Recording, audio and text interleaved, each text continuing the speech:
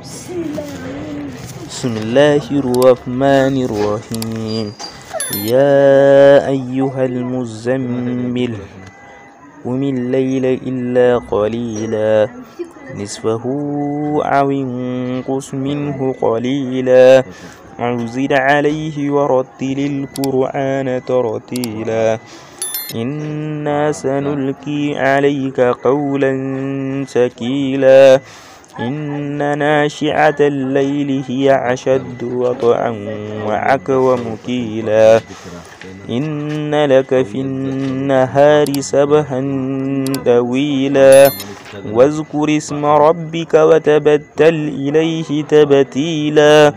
رب المشرق والمغرب لا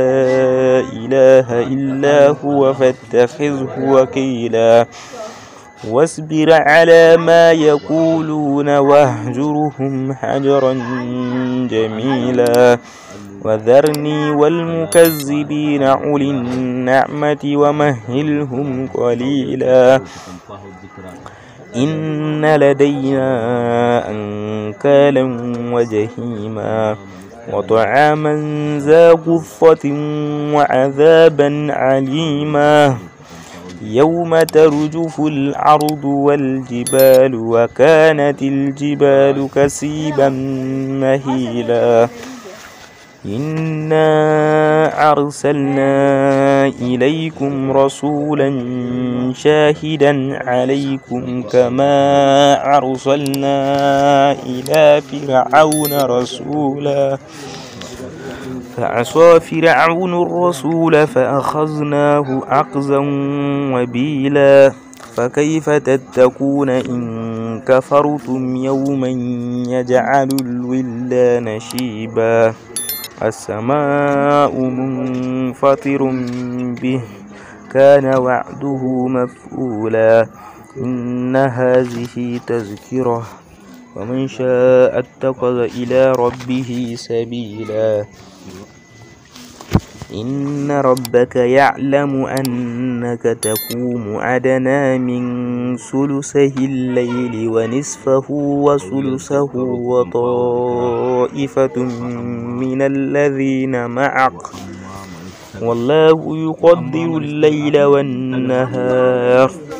علم أن لن تعصوه فتاب عليكم فاقرؤوا ما تيسر من القرآن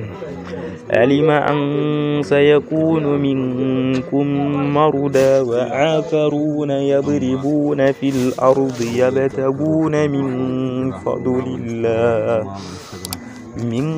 فضل الله وآخرون يقاتلون في سبيل الله